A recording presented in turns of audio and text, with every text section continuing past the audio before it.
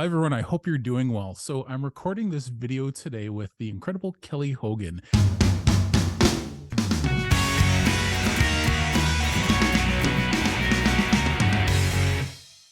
What do you say to anyone who's maybe new to the coaching experience versus the long-term carnivores who, they're going to keep showing up because it works?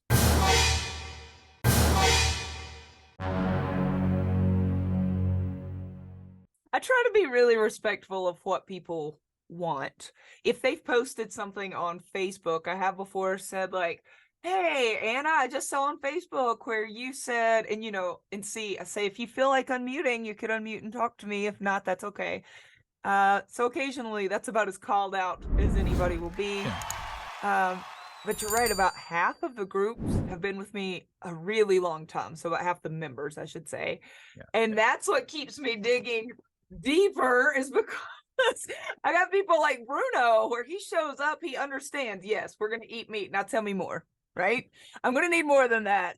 And it's good because if I had new people, only new people every single month, I would just pull out the same 4 little packets for 4 weeks and we'd just go over that. But no, not doing that. Yeah. So it's there for the seasoned carnivores, and it's good for the newer carnivores who they don't know what they need yet. They don't know why they're not getting results, or maybe they just need a support group. And even if you're new to the group, there's still so much that it offers. I really, really try to get inside the heads of the brand new folks when I'm typing this out and preparing. And then also I try to think like a Bruno, or think like some of my other members who have been there for so long, and think, okay, what do they need right now? And try to think, what would I want to hear when I show up? Because I'm a member of a lot of groups. I'm in a training program with Dr. Joan Ifland for a food addiction recovery advocacy program. What do I want when I show up? And I try to bring some of that to my groups too. Danny Conway and I have both said publicly many times, we take each other's groups because I respect her a lot and I like to learn from her. And I hope that's why she's in mine too. And we like to just go and learn from one another. If we're both doing research every week for our own groups, then yes, let's trade off. And I do have several other coaches who come and join me. And then when they offer a workshop, I will take theirs. I think it's just so good for us to all just keep learning. Yeah. And that's the one thing I love that you offer in your groups is you've seen people like myself who are strict carnivores for quite a while, and they're not getting the results. And so that bothered you. And how did you handle that?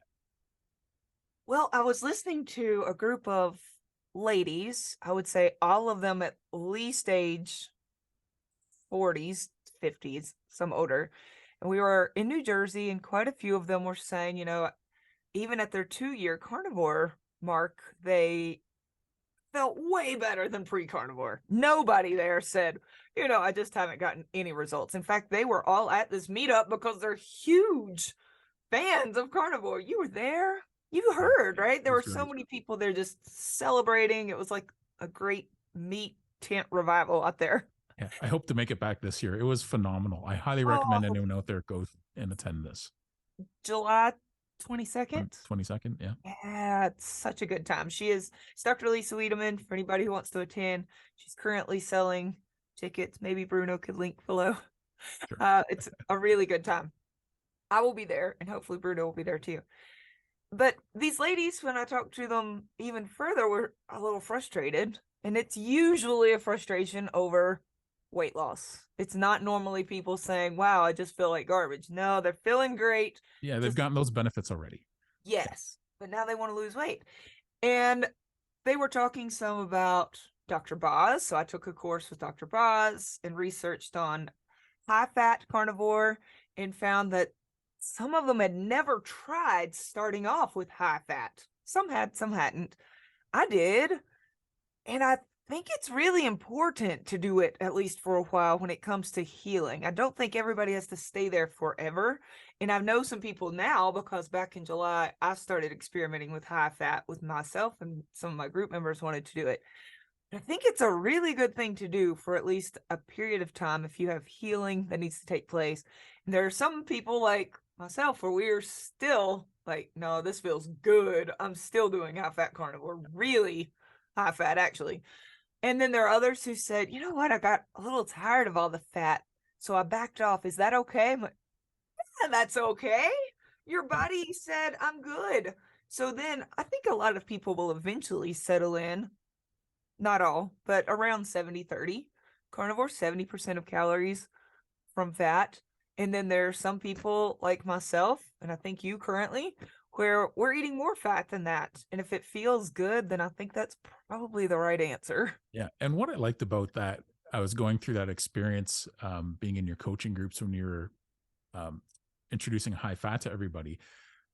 Even when it wasn't helping some people, you looked into that and you're like, okay, try it this way, try it that way, try switching from butter to beef fat.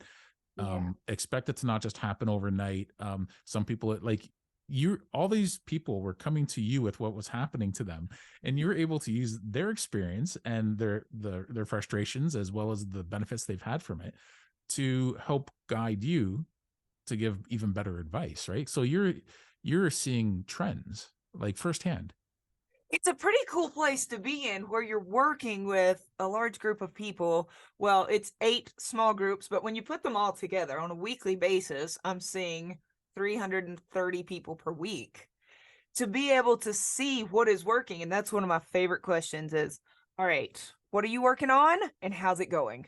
Right. And if it's good, bad, or ugly, I just want the truth of it. How is it Absolutely. working? So we Yeah. can pass that on to other people. That's where the learning happens. It's one thing for me to say, now, this is what worked for Kelly Hogan. Who cares? What's working for this other 330 people? And could it work for you too? Because there's going to be a lot of different answers here. It's a Yeah. lot of different people. One of the clear things people I think learned from this high fat carnivore was uh, get your insulin checked, get your fasting Yes. insulin checked. And I eventually did that because I was doing it the high fat with butter. And like you, I got kind of sick of butter. Yeah. I was done with it. And also it was giving me diarrhea. So that was 5 months of straight diarrhea for me. And I didn't have a place that I could go and get beef fat from in the volume I needed it Yeah. up until recently. So I've been doing this high fat and it's been great. My fasting insulin's dropped a lot, but it's frustrating that that's not something the average person gets checked or the doctor pushes. That should be the first thing a doctor pushes when an obese person walks into their office. They should be Yeah. like, well, okay, let's get your fasting insulin checked. I've had 3 doctors through the years and none of them checked that up until I asked for it. Yeah, it's just so ridiculous. And I have been told by Dr. Robert Savas that in other countries, that's not the case. It is one of the first markers that's checked.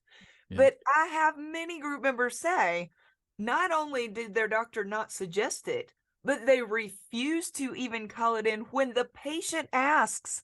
And out of pocket online, I use a company called Own Your Labs, but there are tons of others. It's $12.50. Like, Yeah. come on, guys. It's a really important marker. It's showing. So everybody's willing to do fasting glucose. Almost every doctor. They'll do A1C, which shows great. Where's your fasting glucose average for the last few months? But how much insulin is it taking to control this fire of glucose? That's pretty telling. Yeah, I find it maddening that doctors around here just aren't interested in that information. Yeah, it boggles my mind. That should be the first thing they look at. Okay, so you've done a course with Dr. Joe Niflin Yes. to help with the food addiction. What other courses have you or areas have you looked into to help make you a better coach for people? Yeah, so I'm still in her training program. It's very long. Some of it is like just one piece is you have to be in on 100 hours of her chats and calls and then write up what you heard and how you would have coached it any differently. That's Right. just like one assignment, but that's where the one I'm kind of hung up on. So I plan to hopefully graduate before death. But I'm learning there's not a time limit, and that's the real point. It's not a cheap certification, but once you pay it, you can just come to the classes Right. forever. And so that's a cool thing. I'm almost like, oh, what if I did graduate? Would I stop coming to classes? I've signed up with Dr. Jamie Seaman. I've taken some of her workshops. Emily Penton, Amy Bellinger, they ran a workshop I attended. Dr. Ba's course online called the Keto Continuum. Danny Conway's groups for months now. You could have easily, as a coach, sat on your butt and just spoken with your experience to everybody over and over and over again, and let the people that are plateauing just keep plateauing. And that didn't sit right with you. That's not your nature to do that. You've been active as a coach, getting more and more education. I think that is an amazing quality, because you are helping so many people. We're talking 35 people on average in each group. Yeah. So, which is a very manageable size group for you as well, right? Because your history as a teacher. Yeah, that's about what I'm used to. 30 to 35 kids is what I typically had in the classroom. So when I first was thinking about, well, what should my size be for each class, I thought, well, just go what you're used to. Yeah. Now, adult carnivores, it turns out, are much easier to manage on a Zoom class than live children were. So I probably could take on more. But what I do like about that size is in an hour, if people want to speak and talk, there's time. I can hear from people. Yeah. And especially since if people want to make sure to get something in, they can literally contact you personally or privately, or mention it in the Facebook group that I want to talk about this week. And you'll make sure to touch on it and help whoever needs that. Yeah, I certainly try to. Thank you. Yeah. So has anyone or any experiences in the last, 2 years of you doing this stood out more in the forefront for you? Yeah, one of my favorite parts of the month is I'll usually take a little time. Sometimes it's the first session just to say, is there anybody here who has already experienced benefits of carb elimination and incorporating more meat? Because some people aren't quite totally carnivore, but they're close enough that they've changed their lives. Your story, of course, is one of them. Another one is a woman named Carol. 7 years ago, she was diagnosed with was it 3 or 4? Stage bad breast cancer. And it was another cancer. And she was not expected to live. She went on a keto diet at that point and has now been carnivore for about 2 years. She goes back pretty frequently, I think every 6 months, for just checkups to make sure everything is good. Every time she goes, she comes back with a report, and it's great. And we're just like, yes. I have a woman named Tammy.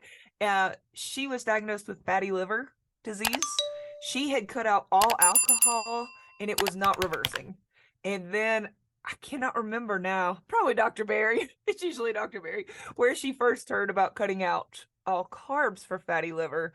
So she said, what do I have to lose? She cut it out, and she went back recently. No sign whatsoever of even like a gray area. Yeah. Her liver looks perfect. I had a woman recently who had been a total vegan for 10 straight years, and she knew that her 10-year vegan anniversary was coming up. She knew she was not feeling good, and she had been watching some stories. I think you mentioned vegans who go carnivore. Bella is one of the most famous steak and butter gal. She had seen some of her videos, and she said, I think I want to do this. You were in on this call, right? Yes, I was. Yeah. Yes. It was amazing. And she said, this is bone broth, and it's the first animal product that I've had in 10 years. What? She's like, and I'm going to have some now. Now, it wasn't like, and ta-da, now I'm total carnivore forever. She had some nausea for the next few days, and she checked in with the group, and by the end of the month, she said she was feeling better. Yeah. But again, that group support, but that was a cool moment. Yeah, absolutely. Yeah. And she probably just literally lacked the digestive enzymes to be able to digest that fat. Going from no animal fat for years, all of a sudden having bone broth would just be like never having Wagyu steak and trying to stuff yourself with it. You're not going to feel good afterwards. There's a reason why you can only have a little bit of that. What if me at this stage, if I tried to go vegan tomorrow, oh my gosh, I would be wrecked. Yeah. And also, that's a really bad idea. It's not just Kelly Hogan you get when you join these coaching groups that Kelly offers, you're getting the support from this whole group of people, 35 people, some very seasoned carnivores and some that are maybe new, but they still have something you can learn from. Nobody is above learning from anybody else. I don't care how much education or experience anyone has. There's always someone else that can highlight an area that maybe you once touched on, blew off, or didn't know enough about, and that person specializes in that. Yeah, that's well said. So I show up with my notes, and then every week I also show up. I've got cabinets full of notebooks, and the notebooks are where I write during the meetings, handwritten pages and pages of notes just about what the members share with me. This is where I sit and take notes. I'm like, oh, so this person lost, I don't know, I just literally, this is what it was on. She was talking about how she was losing quickly in the first couple years, and she's sharing now about why she thinks she had stopped and what's working. I don't like, I'm just writing like crazy because I'm learning now. So it is definitely very mutual. I learn as much from the new folks as I do from those who were like, you know what, this is a breeze by now. Like, yeah, same. Yeah. I used to do Bruce Lee's Jeet Kundo years ago. I was very active in it. And once you get to a point where you're pretty competent at it and you're pretty good at it, and you can take somebody down with just looking in their eyes, and they can as far as like grappling and all that goes, I was just joking. But people don't like often when they get good at something to be stuck working with a new partner in something like that, right? So if you're an experienced boxer, sometimes they're like, I don't want to keep working with the new guy, right? I'm tired of working with the new guy. I want to work with people that can make me better. But working with people that are less experienced helps you focus on the basics that you sometimes forget. And it really is encouraging and a benefit and a privilege to be able to help somebody along in the beginning. And because they help you with the areas, not that you're rusty on, but just to kind of build up those areas you haven't touched on in a while. Yeah, and addiction specialists in their research, they have found that if you take a whole big group of brand new struggling addicts, whatever the addiction is, whether it's sugar, alcohol, drug, that it does not go well. And if you just take a whole group of just the experienced people, it's the magic that happens when the mentoring can take place, when you have people who can jump in and say, oh my gosh, I remember going through that. It's going to get so much easier, that they can really help elevate each other. And it's not that it brings this experience group down. No, you go even higher because now you are teaching, and it solidifies everything that you've learned. Yeah, absolutely. So how can people contact you? Well, my ZeroCarbLife.com. It's the new website. It's only been up for about a month. The coaching has been on other sites for a long time, but that's the easiest place to find it right now. My ZeroCarbLife.com, and on YouTube, My Zero Carb Life. And then on Instagram, it's a very old account that was I used to just share about my kids. So it's Kelly_Hogan 91. And that's where, but now it's mostly carnivore stuff over there.